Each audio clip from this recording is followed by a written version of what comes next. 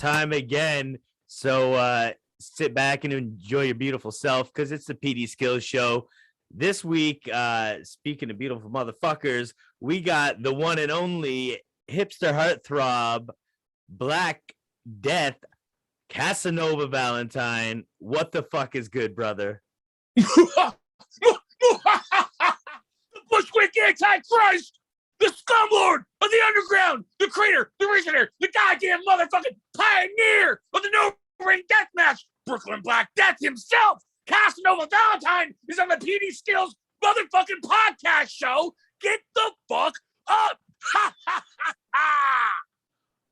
See, you know what? I should have just let you start the show. I knew it. I knew it was gonna go that way. All right, so glad to have you on this show, especially on the heels of what, to my knowledge, was Canada's first No Ring Deathmatch show.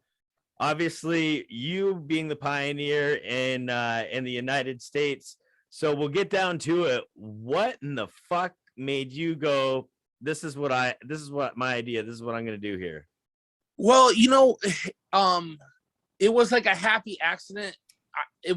I never had like some master plan to like do some kind of different thing to get myself over. So basically what happened was I've been an independent wrestler in New York and in the surrounding areas for a while.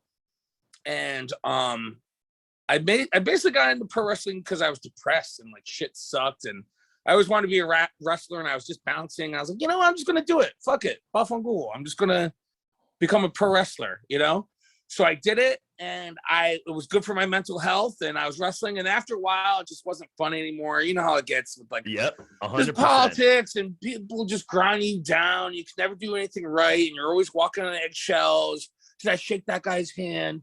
Did I do this? And it was just like nothing. I already had heat on me for whatever reason and nothing I could do locally. Like I just couldn't do right by anyone. They always found a reason to fuck with me or dislike me. And it's just like, you know what? It wasn't fun anymore. And I never, at the time, planned on being a full-blown, full-time pro wrestler. That was never my goal. I just wanted to do local shows for fun. Not that I didn't take it serious. I did. Oh, I get that. I trained. I gave it the respect it deserved. But I was just trying to do something on the weekends. I just wanted to be a 40-mile area guy. You could have a part-time job and still put in the work. Yeah, but I had I wasn't trying to be anything huge. I just wanted to wrestle locally and just have fun and enjoy it. There was nothing past just wrestling locally, So I stopped wrestling for a while because I was just getting so burnt out of like doing all these shows for like $40, having the vets just grind down the joy of my life, Yeah. And so I quit. I didn't really quit. I was like, I'm just taking some time off.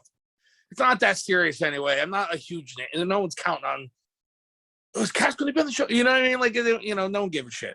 Yeah. So I had not wrestled in a year at this point, right? This is back in, the first No Ring I did was 2016, right? Yeah.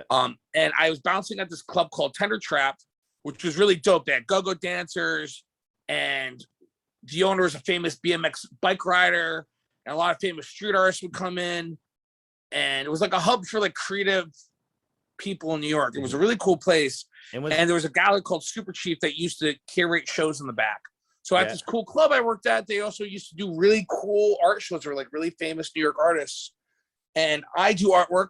I do a lot of illustration. If people follow me on Instagram, my name's MC Death Bear, and that's because it's my old street tag, know. So I was wondering because I did know that, but I was wondering where it came from. Yeah, so MC Death Bear was, I used to just spray paint MC Death Bear on shit, So I just decided to book an art show, and this is before, Dark Side of the Ring and all that shit. I decided to do, I actually have the flyer. I'll show you right now. I'll show you the flyer. This is the flyer for the first No Ring that I ever threw. It was you and Joey Tell, right? Yeah, so look, it's an MC Death Bear art show, Deathmatch, a tribute to pro wrestling tragedy. And this is me and Joey Tell on the flyer. Plus, live, No Ring King of the Brooklyn Deathmatch, curated by Super Chief. You see? And I drew the flyer. It's Dead Macho Man. I had the bands The Buyback, Big Bitch, Unstoppable Death Machines, right? And so, you know what, though? That's one of the things I actually really love about your shows is that art style of the flyers. It's different. It doesn't say wrestling rate when you look at it, and then it really gets your attention. You can see these. This is deathmatch 2, 3, 4. Masada was 5. I didn't make a flyer in time. This is 6. This is Zack Sabre. I got Zack Sabre in that was one of the most surprising ones to me. Yeah, I'll get to that one in a sec. There's like Tremont, Schlack, Raver. This is the one that was on Vice, and then this is my most recent one. I don't have all the flyers, all the shows I did, but yeah, I rebranded it as, because it was just called Deathmatch. It was just yes. I was actually going to ask. That was going to be my question. When did you rebrand as New Fear City? Recently. So let me answer this to get to that. So I just did the first one as our show, just called Deathmatch, a tribute to dead wrestlers. Mm-hmm. So I was doing portraits of famous dead wrestlers. I did a Bruiser Brody piece. I did an Ox Baker. And it was like kind of like Dark Side of the Ring. I was playing footage of real in-ring injuries and shit. And I had a video of Benoit hugging Eddie Guerrero after he won the belt, and I had like this whole video art piece. And I was trying to think of just some cool art to do. And I was like, well, why don't I just fucking wrestle someone in the art space? Because I don't care what the vets have to say. I haven't wrestled in a year. They're always giving me shit, because I was kind of like already like a Balls Mahoney guy in New York. Yeah. And there's a strict commission. I was always getting shit. You can't fight in the crowd. You broke a chair. I just couldn't do right by anyone, Yeah. So I was like, fuck it. I'm going to do this art show. And I'm just going to wrestle Joe Attell. Joe Attell is a local guy. And me and him have been feuding on and off in different promotions around New York. And he was probably, if it wasn't for Joe Attell not giving a fuck and being the first person to do this, I don't know if it would have even picked up, because everyone was so worried about but Joe was like, fuck it, I don't care. So Joe and me did the first no ring in New York, and it was a huge, I didn't even charge a cover of the first one. I just wanted people to come out. Yeah. Huge success. And then they asked me to do another one. I did another local guy, and then another one. Then I started adding stuff, like I had go-go dancers. I had a sword swallower. And I just started making them more outlandish and weird and wild. And it just picked up. And I saw in the most recent video, there was some ass to mouth, speaking of dancers. Oh, yeah. I put go-go dancers. I just make it wild, So yeah, they started just being Deathmatch 1, 2, 3, 4. But I that was never a plan. I ended up doing Deathmatch 1 through 10 at Tender Trap. And it actually was kind of perfect because they closed. So it was like a perfect... As an artist and as a wrestler, I like to have storylines, and it's actually a perfect story. We started at Deathmatch 1, and then the whole venue closed. So it was like, I eventually would love to release a DVD special edition with just all the first Tender Trap shows. The original 10, that'd be super dope. Yeah, and you know what? And so this is what happened is, people online, they didn't know who I was, an indie worker for years. Yeah. So they just see, who's this guy? Who's this backyard guy paying wrestlers to come fight him in a bar? So I was getting all this fucking hate. You have no idea the hate I was getting. Like, I have a great idea, because that's something I was gonna ask you. And I mean, it was kind of like almost, it was almost a question I didn't need to answer for, because it probably went without say. You had to have gotten a lot of hate. I know we did here. I mean, we got a lot of support too. I mean, we are lucky. We had the pandemic, where shit just flies, where everybody was doing cinematic shit and everything out of the normal. So we kind of had that on our side. But when you started this, there was none of that. Everything was fucking clean cut as shit. Like, how much hate did you get, and how hard was it? Astronomical. And like, I got so much fucking hate from fucking every local person. Everyone saying, put a black guy in pro wrestling, you're a backyard piece of shit.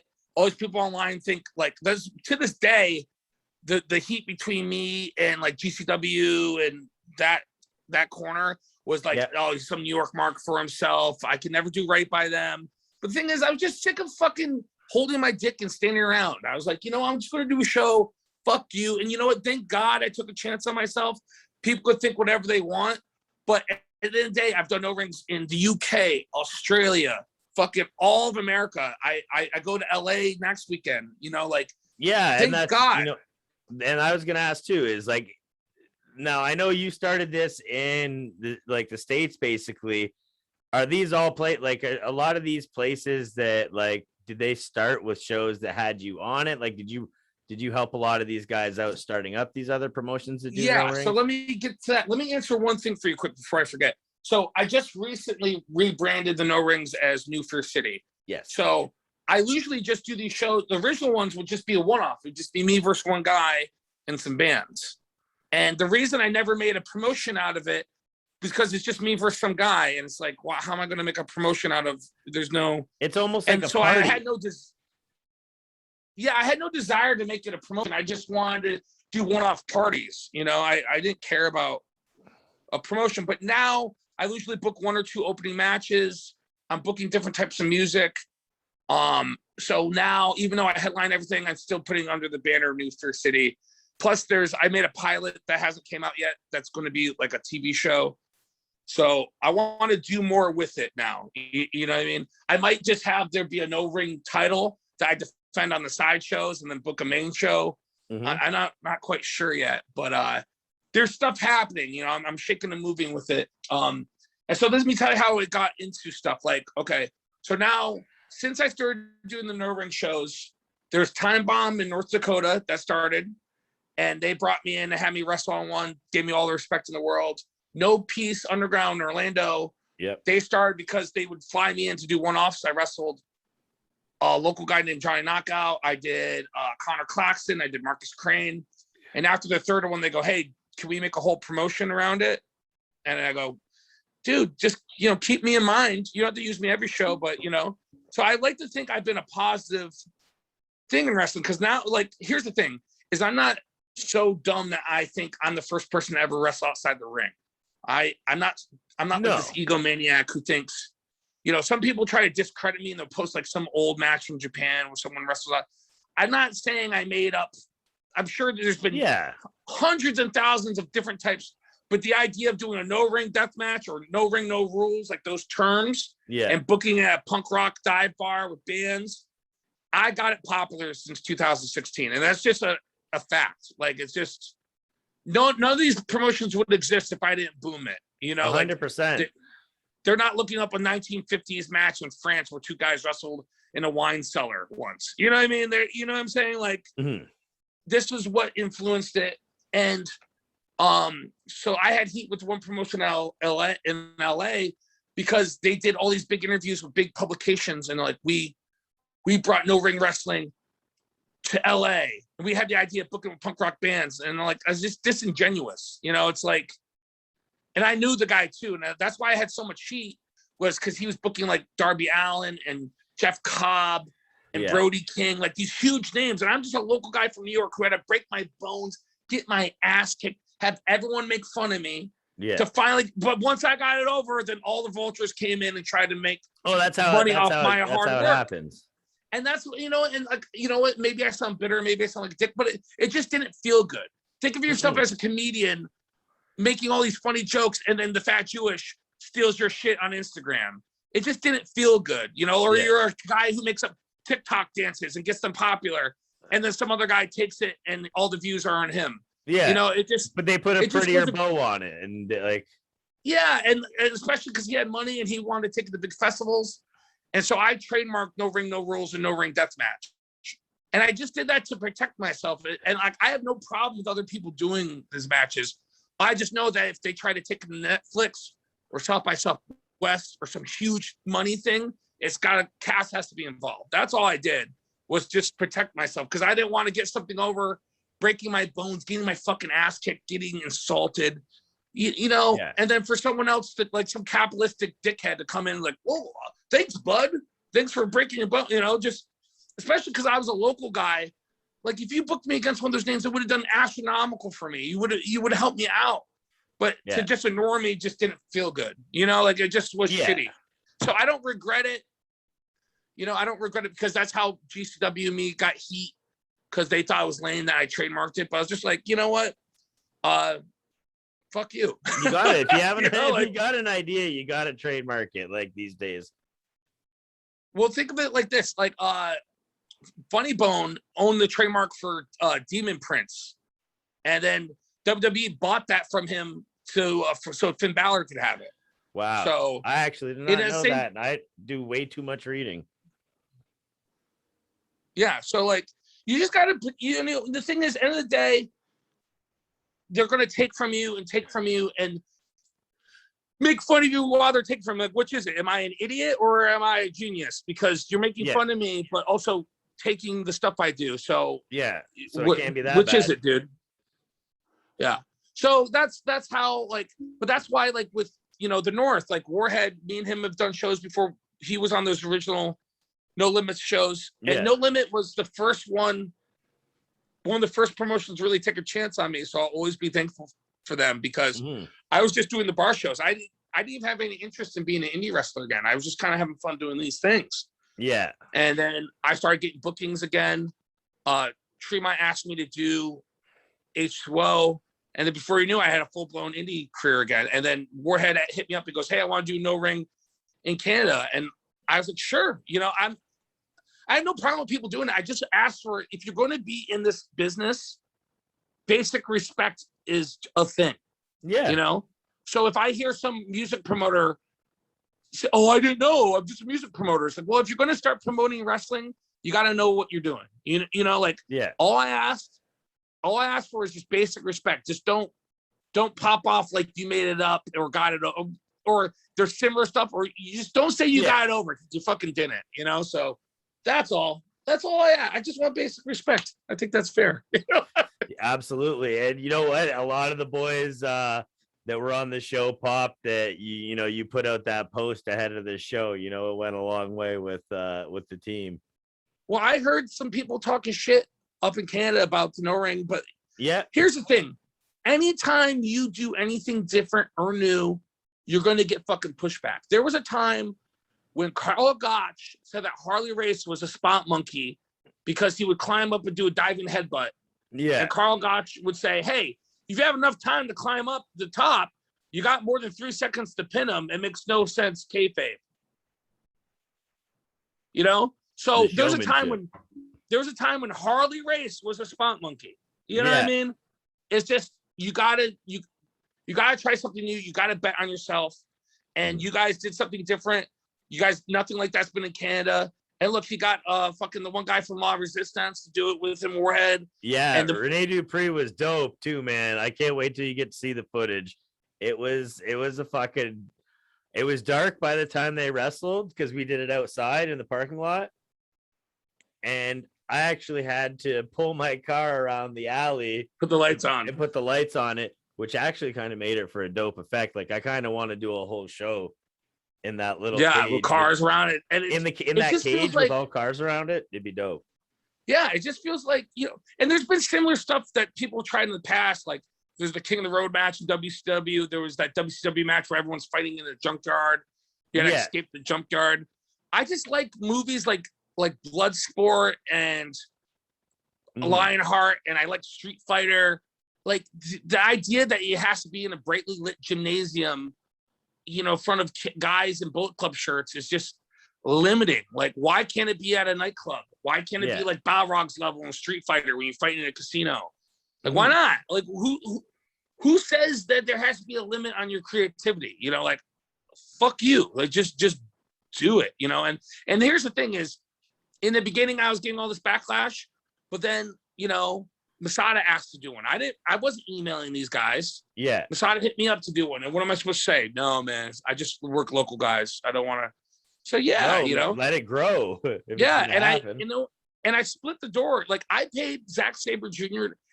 not a penny more than me. I split the door up. We had mutual friends, and he asked to do one. And it wasn't just say, hey, no, man. No, I was like, fuck.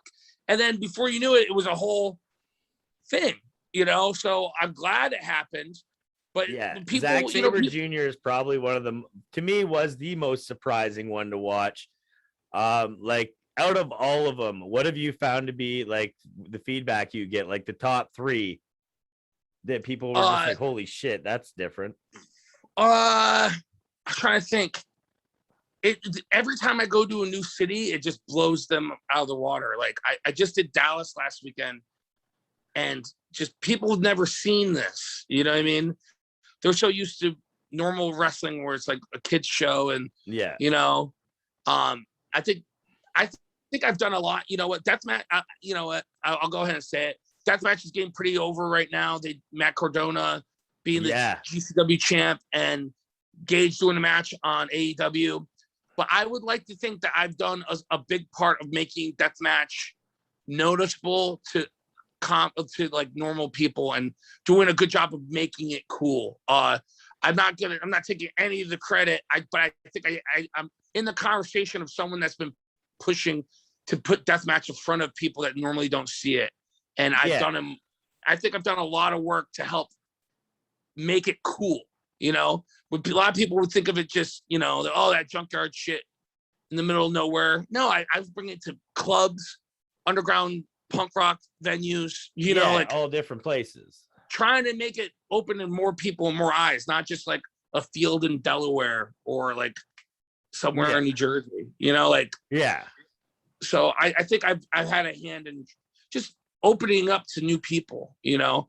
And the thing is, like, when I first started wrestling, one of the most frustrating things I had was my school was in Long Island and I live in Brooklyn.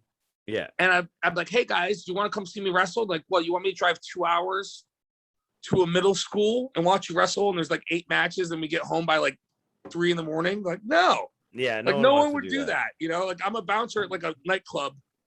None of my friends would ever do that. So instead of trying to force people to go out in the middle of nowhere to these weird warehouses, you know, the one building that allows wrestling in the county, right? Bring it to the place, bring it to where people are going to be, make it a party, make it an event, you know, like. Yeah. Cause you've done ones out of nowhere that were like pop-ups, have you not? Yeah. I've done someone like 3 days notice. Yeah. I've done, you know, I do them all over the place. Yeah. Cause I've seen, obviously, in all my years of watching wrestling, people do like no ring death matches, but I didn't see it as a popular thing in the States until we had done the show together for No Limits. And then I was like, oh, I'm going to look into this and see what this is all about. And I was like, oh, this is fucking dope. And I've kept up with it ever since. And so when Warhead was like, yeah, I'm doing this No Ring North thing. And he had it planned for the bars and everything, and then the world shut down. So we started doing the no fan tapings that were like borderline cinematic. Yeah. Yeah. Well, you know what, like COVID definitely sucked, and you know, it was hard for a lot of people. But I think if you could take one positive from all of it, is it forced a lot of people to be creative, and whereas some like people like me, I was thriving because I already am creative. So I did a match at my mom and dad's house with Kit Osborne. It was and the loser mows the lawn. And I could cut really good. Yeah, and I could cut really good promos where I thought all the really good in-ring guys who have no personality were kind of paused and just had to wait a year and a half to do something. Where I had an opportunity to continue produce and try to think of something. And then same thing with cinematic matches. How many people would have talked shit about cinematic matches if it didn't get over? Undertaker did one. How can you ever talk shit if Undertaker did one? You know, is Undertaker a mark? Right. Is Undertaker or is Mark? He's mean Mark. Yeah. But is he a mark? You know what I'm saying? Like, and then that's the thing. It's, you know, you can break the rules until you can't break the rules to someone else. Like I just, you know, Sting just no-sold a table on AEW the other day. So, okay. So we allowed to no-sell shit sometimes, you know? Yeah. Hawk would pop when up Leo from Rush pile no-sold driver. that table off the ladder, everyone shit on him. Yeah. So it's, you know, it's all subjective. It's all subjective, but I think there's room for everything. You know what I mean? So either just ignore the shit you don't fuck with and like the shit you do fuck with, you know, like, you know, like I like, believe it or not, I actually like Jim Cornette's listening to him because he has such a wealth of knowledge. Even though I don't agree with him, I can still listen to him. I get it. I 100% get it. There's times where I'm like, man, you're such a jackass. Like, it sucks because he is a wealth of knowledge. And there are times when he hits the fucking nail on the head, like dead on. But he's also an asshole. But yeah, so what I think about him is his problem is he only sees wrestling in one way. And he does have, and like, I'm not ignorant enough that I won't listen to his advice or listen to things he has to say, but I'm well adjusted enough to be like, okay, I could take that in, but still apply it to me. Like, I'm sure if he saw me wrestle, he would hate me, absolutely hate me. Like, I fight in bars, and like what I do, he would shit on all over. But I think he would realize like how much I care about wrestling and the presentation, and I'm just taking a chance of doing something different. You know what I mean? Like, and you have to constantly innovate. It can't be the same thing forever. You know, like there has to be different things. You know, so even though I don't agree with him on everything, I can still listen to him and take it in. Like, here's a good example. There's a local guy named the Greek god Demetrius Papadon. He's an amazing vet, fantastic wrestler. He just had a match on AEW Dark. He did a tag match, and I respect the fuck out of him. He's so good, you know, and he knows wrestling, like the ins and outs. But when I debuted, he goes, the hipster heartthrob with the beard, but you're fat. You're supposed to be a heartthrob. You should be a lumberjack or Amish. Oh, and I go, listen, I popped out. I respect you, and no one knows wrestling pillar post more than you, but no one knows more about current Brooklyn than me. And I don't need the fans in the crowd to get it. I have the internet. People all over the world will get it, you know? So you have to be responsible enough to, you know, hear some shit, take some shit, and don't believe every, you know, like to just be subjective. I think, especially with wrestling on Twitter, it's so divisive. It's like, this guy's, he's an idiot. It's like, no, there's gray areas. This guy could be, you know, sometimes things are smart, some things are stupid. You know, just take what works for you. You know what I'm saying? 100%. And that's because it's art at the end of the day. If everybody did things the same way, it wouldn't be art, it'd just be work, because that's what you do at work, is go do the same damn thing every day that everyone else is doing. Yeah. So I'm happy that Warhead is taking initiative. He's doing, and you're always going to get pushback. I mean, think of Shane Douglas took the NWA title and threw it down. Oh yeah, that was blasphemy. Yeah, you think people were fucking happy about that? You know, like, but it made ECW. So sometimes you gotta fucking take a fucking chance, man. You know, people are always gonna hate new stuff, but you know, it seems like everyone really liked No Ring North. I think it sold out. Between you and me, I'll tell you now on the podcast, he's thinking about bringing me in. Oh, I know. I might be coming in. We got to. As soon as you know, and I'd love to come up there and do it. So sometimes you just gotta, you know, you gotta bet on yourself, because, you know, I think of it like this. I know so many local guys who are so talented. There's guys here, I could probably name 20 guys locally who are better than me easily in the ring, you know. And it is not right or wrong, but they just doing the traditional way. They're just sitting back, waiting for those bookings, doing hard work, and hoping someone acknowledges. But who are these promoters? You just hope this one carny guy likes you or doesn't like you. You know, like, it's so obtruse. You're putting all this time and effort into your performance, and you might not go somewhere because you dated the guy's ex-girlfriend. You know what I mean? Like, it's so stupid. Why would you wait on some guy to give you an opportunity? Make your own opportunities. Like, fuck, you know, like, and just do it. And it's good advice. And I mean, you followed your own advice, obviously, because, you know, you've made something real popular. I go, like, when it's in message, like, even in message boards like this, the level of popularity now in the United States, I see in message boards when such and such venue denied the show access, or the ring didn't show up, or someone fucked someone over, and I see fans in the comments and they're like, oh, they should have just broke down a quick no ring show in the parking lot. Yeah, it's a full-blown, like, fucking unreal that's the fan mentality now, that it's that popular. It's a universally known thing. You know what? And think about like this. It's pretty crazy to think that in the late 2000s, like, I influenced wrestling enough that it's like just a universally known thing now. It's just like, oh, no ring, you know, like, that's pretty wild to think. There's been stuff similar, like Japan, they do mat wrestling. I know Tony Myers in Memphis used to do like kind of comedy wrestling, sludge wrestling, and a band would play, but they would just be hitting each other with shit. But it wasn't like full-blown match presentation. You know, there's been stuff similar for years, but no one was saying, oh shit, let's just do an O-ring show. Like look at ICW. They started doing Pit Fighter. And the only reason they did Pit Fighter, the only reason it exists, was the show got rained out. And Alex Ocean's like, why don't we just do an O-ring show inside? And I was actually pissed at the time. Like, don't just volunteer that. Shut up, you know?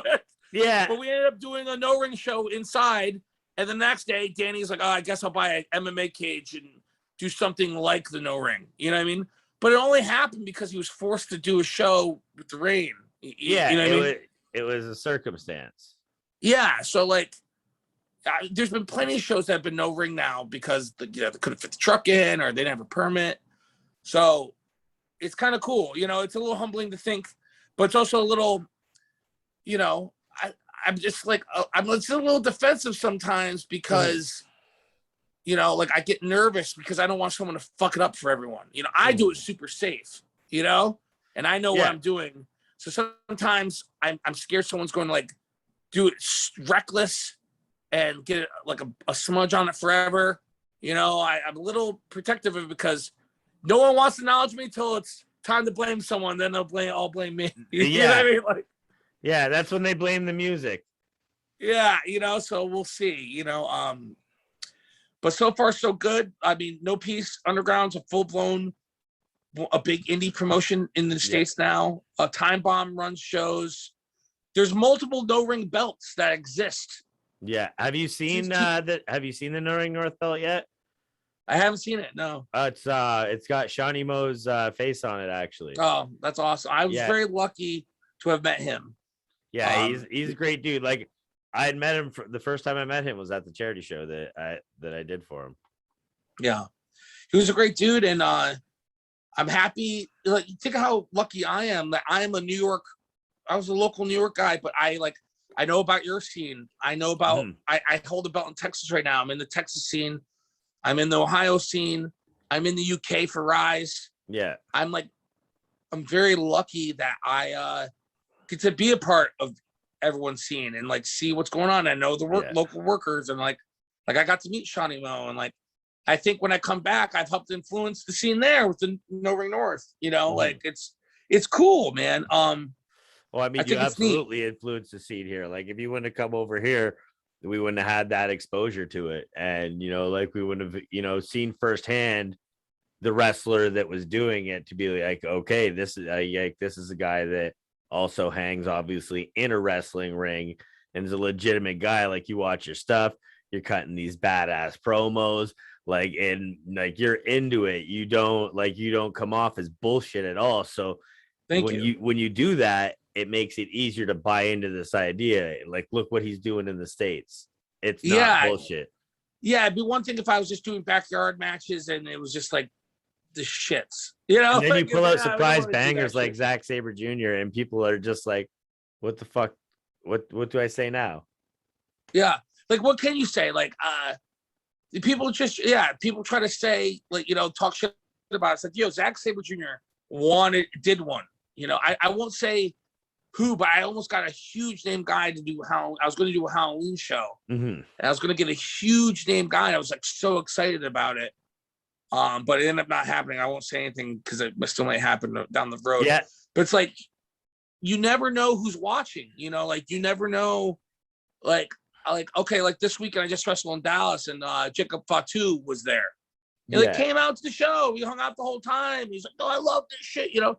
So like, you never know your influence. You never know your pull, you know? Hey, anything could happen really. Like, cause who knew in 2021, we would see Rene Dupree swinging an exploding barbed wire baseball bat. Yeah, which was cool as fuck.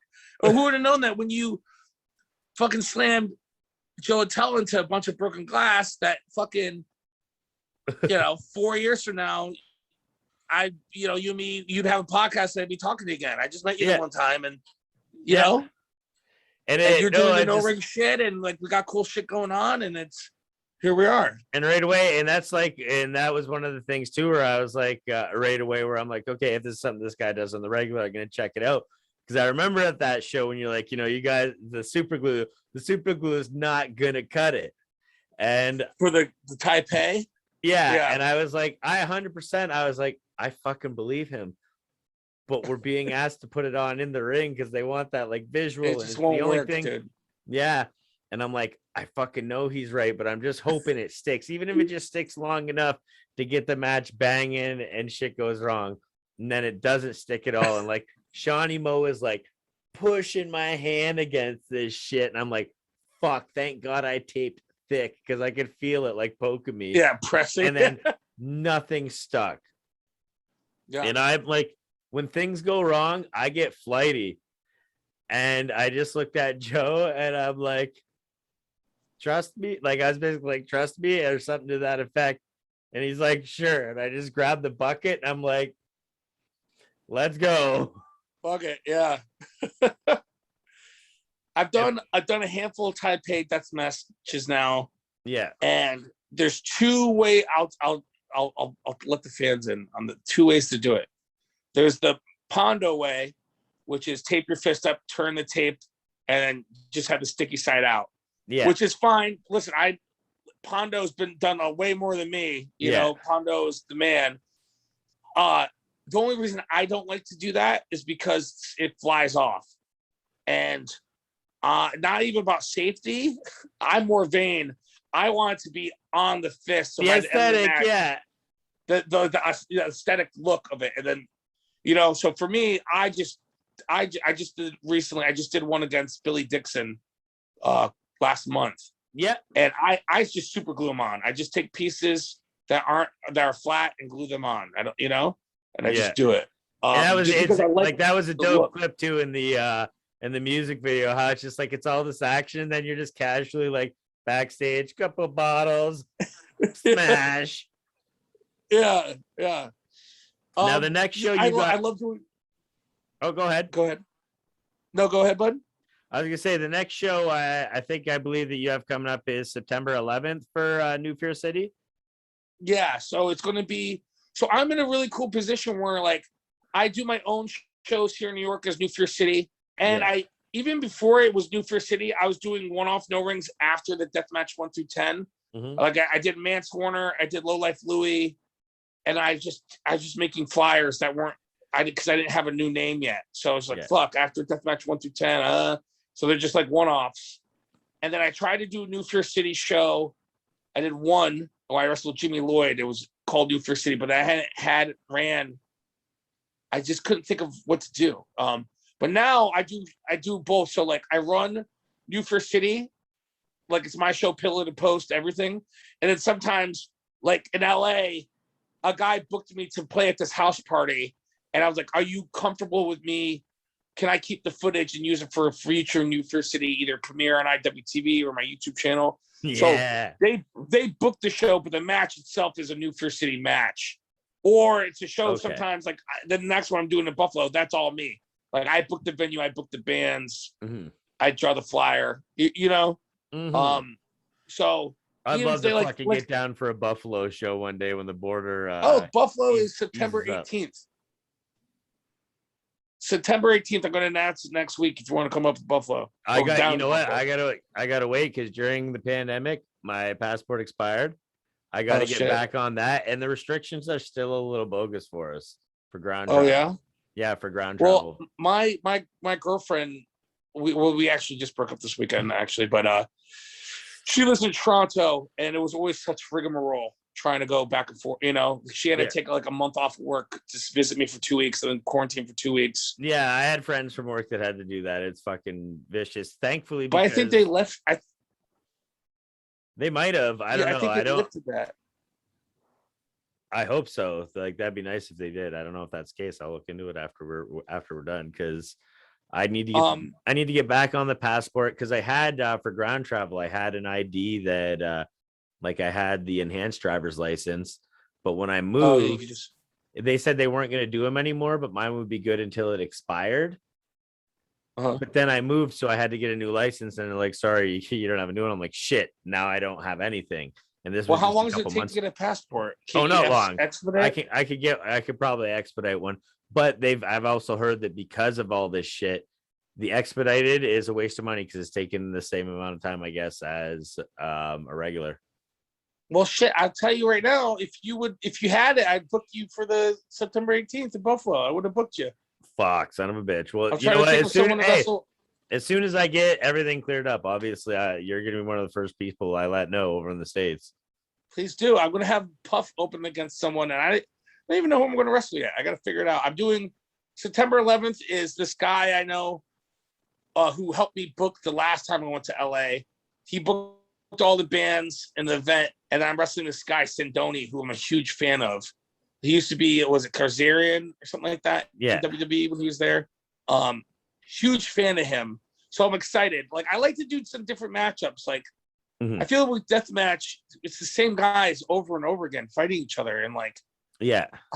So like, I just recently did Hoodfoot. I did Billy Dixon. Now I'm wrestling Sindoni.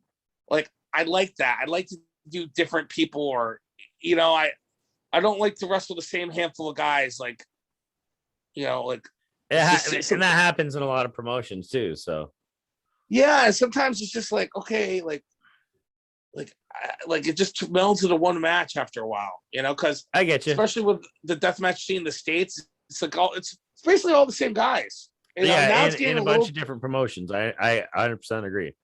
Yeah, so it's like, yeah, it's getting a little bit more decisive because ICW is getting guys that only work them because GCW does, like Brandon Kirk, the Rejects, Neil Cutter, like there's getting Dale Patrick's are ICW guys now because GCW doesn't use them, but it's still, you know, outside of GCW, it's just like the same people. So I just like to do different looks. I just like to do different creative shit, you know, just, yeah. You know, it's fun that way. And, you know, it broadens your horizons to wrestle different people from different styles. And like, I remember when I went to the UK for the first time, how funny is this? Okay. So you like the universal, you know, drop down leapfrog. Yep. Guess what they call it in the UK? What's that? Sleep vault. Okay. So drop down sleep, a leapfrog's vault. Okay. So let's say you and me are wrestling a match and I whip you and I go sleep. What would you do? I get ready for a sleeper. Yeah, exactly. I would throw I know the sleeper's coming, but there I would have totally fucked up. And that if I had that conversation, I'd be getting ready to like pass through and throw my arms up as I get caught. Yeah. So that's why like luchadors do everything to the other side. You know, it's if you love wrestling, you got to wrestle different types of people. Yeah, because it just makes you more knowledgeable. And isn't this what we love, the craft, and to do more fun things? So, like I've wrestled a couple luchadors that didn't speak English, but we were able to call the match by just body language and, you know, you go up, okay, you know, like, and I love that. I love the challenge, and also it's just fun to experience new things, you know. I remember when Bushwhacker Luke at one of the shows I did for Stranglehold, and he was backstage. He was talking about a tag match where he's yelling out to his partner, like, you know, give me a hand, mate, give me a hand, mate. And he didn't know he wanted just a tag. Yeah. So what do you think he was saying? What's that? What do you think? He didn't know. He's just like, literally was like a deer in headlights. Like, obviously, he knew he didn't. He's like, he knows. I know he doesn't mean clap, but like, what the fuck?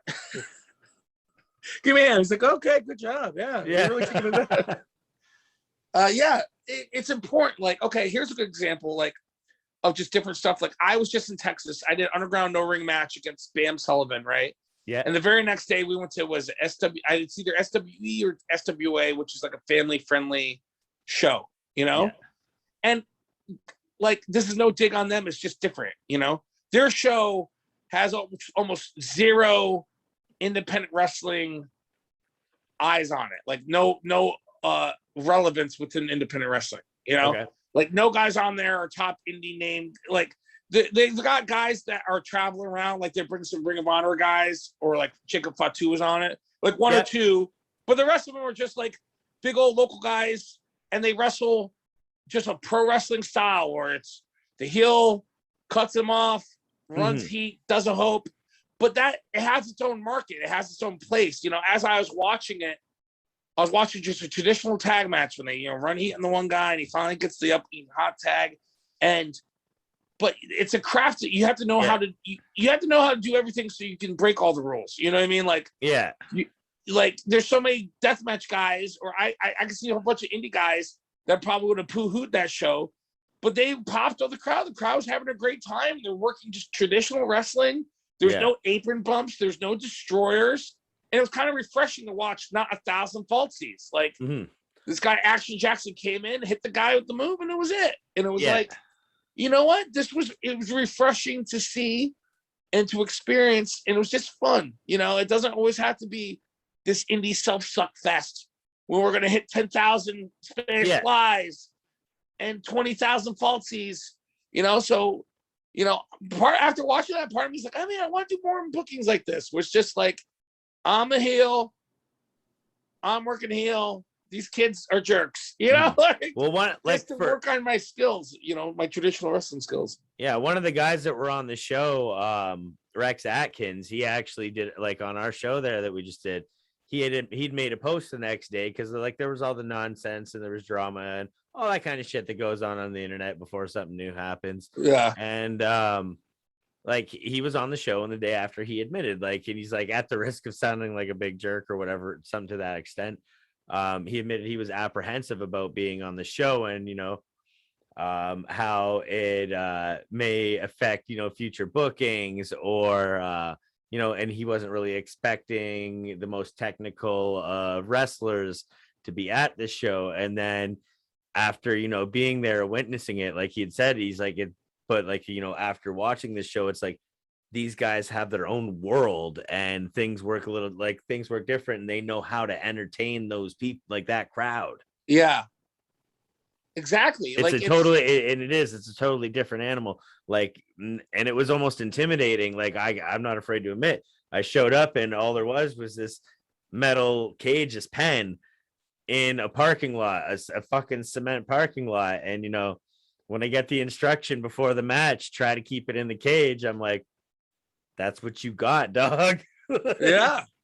But like, isn't it cool? Isn't it cool? It's so much cooler to be like, hey, and especially once it heated up, like once we got warm, because like we went after this guy, Tyler Arrow guy, in the opening fucking match. This dude goes off the roof of like the like side shed that's attached to the bar and does like, a fucking elbow drop through the table. And I always laugh because I say whenever I follow Tyler Arrow, I'm in trouble because like I'm a brawler. Yeah. So I'm like, I need to bring him back down a little bit and still keep him entertained and then back up. But I gotta do something. So I don't know if we hit the 5-minute mark, but I like to think I got 5 minutes out of trying to get a knuckle lock on him. Nice. And then just 5 minutes, that's a long time. Yeah, and then slapped him in the face. I go for it one more time. He chickens out. I cock my fist back. He puts his hands back, grab him, and then just right to the fence and like shook him. Like it's that Kyle. He's been doing that search for his father gimmick, right?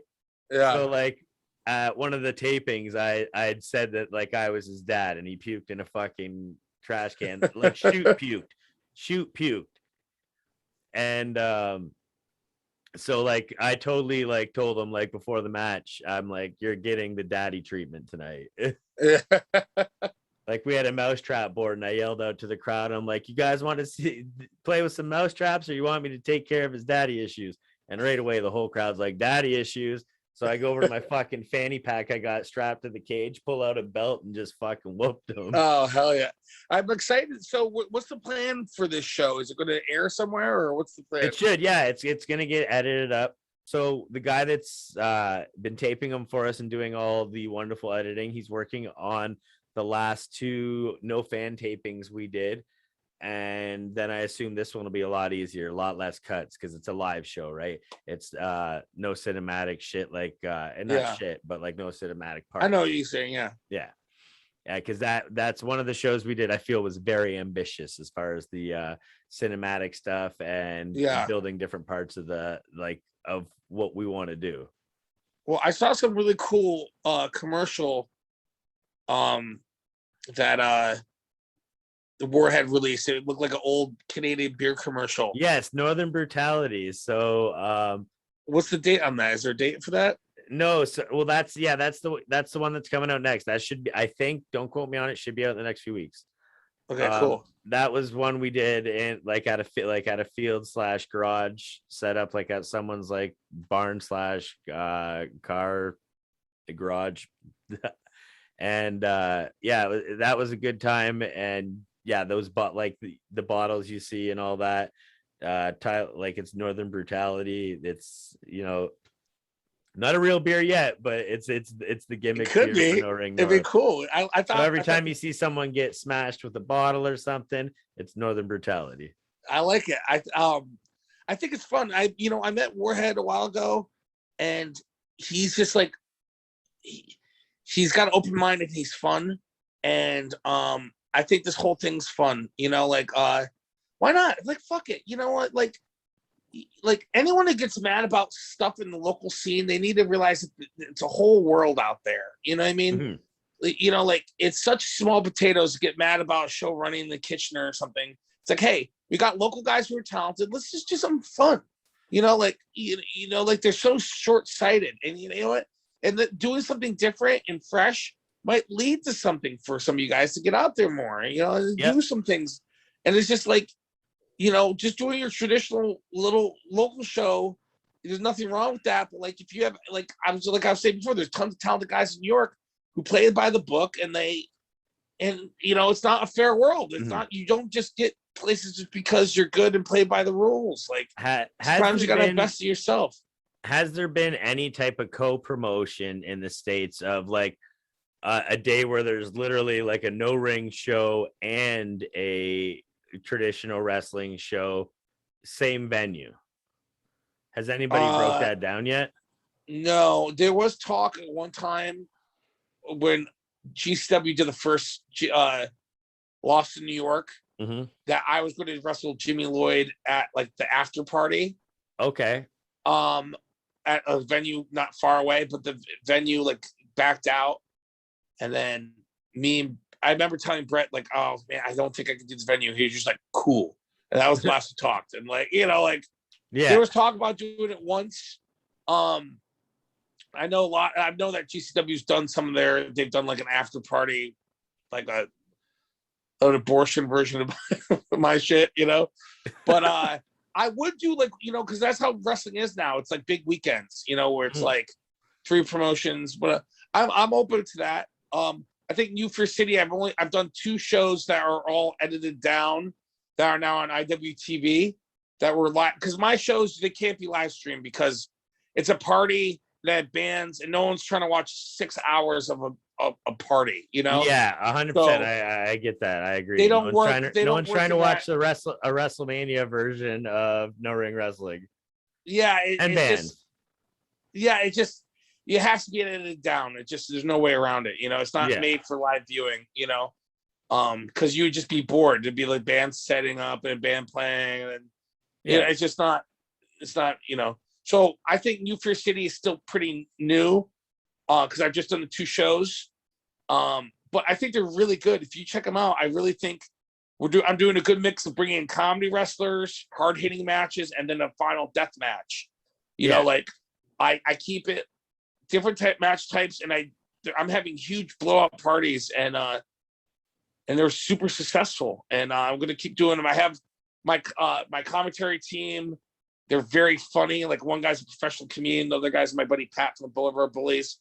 And so it's like, it's very fun, but mixed with serious violence. And then there's comedy match, and then we have butts. We have go-go dancers. So I think it's like a cool can't go wrong with that thing, And basically what I do is I think of a show and I go, what do I wish existed?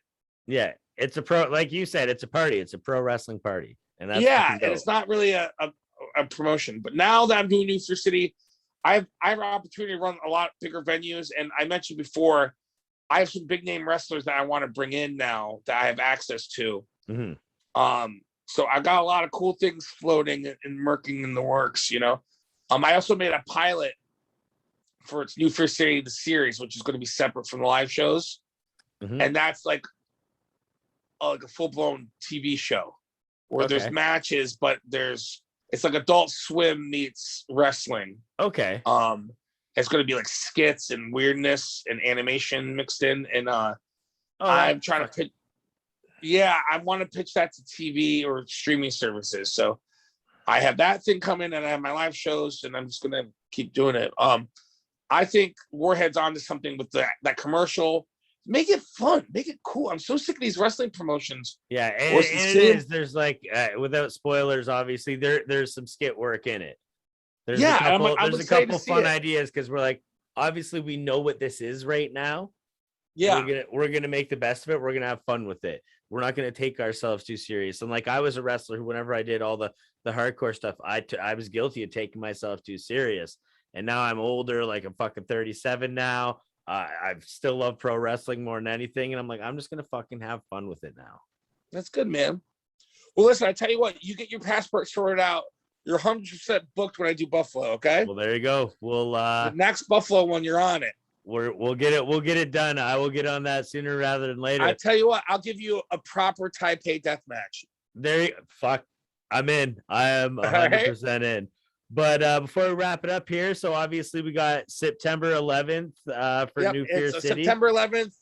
It's at a venue called Tromaville in South Central Los Angeles. The bands are the Hurt Hawks, Cunts, Wacko, and I can't remember the other one offhand, but it's me and Sandoni. September 18th is going to be Buffalo. I don't know who I'm wrestling yet. I'm working it all out, but it's going to be a venue called the Black Dots. I'm going to announce everything this week. And then I don't know what the fuck I got coming up. I was supposed to be in Canada visiting my girlfriend. So like ICW offered me a couple matches and I said no, because I wasn't going to be in town, but I might be in town now. So I don't know. We got some stuff coming up. We'll see. But those are my next two ones. The next two no rings. All right. And then who knows? Maybe I'll be doing No Ring North in November. I don't know. Hey, that's a hope. Yeah. And where can everybody online find the wonderful Casanova Valentine? Oh, one more thing. November 4th, I'm in the UK. I go back to the UK for the fourth time if COVID doesn't fuck it. And where can you find me? Instagram, it's MC Death Bear. I know it doesn't make sense. Why is he called that? It's because it's my old street art. It's MC Death Bear on Instagram. I have 9,000 followers now. I really want to get to 10 so I could do the swipe up thing. Yeah. So if you don't follow me, please follow me. On Twitter, it's Casanova Val 666. Hey, if you think I'm cool and you want to buy my merch, go to indieconnection.com, search Casanova Valentine. I have stickers, and I won't lie, I think I have some pretty cool fucking shirts. My shirts are pretty dope. They are. Yeah, thank you, man. So I got my shirts on there. And if you're ever in Brooklyn, and I bounce at Other Half Brewing in Williamsburg, stop by. I'll buy you a beer. Beauty.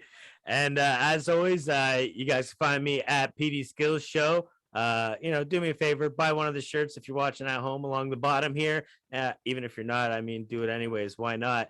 And until next time, this is Casanova Valentine. I'm PD Skillz, and we're getting the fuck out of here. Tell him to get his passport so he can come fight me. Come on. I'm on it.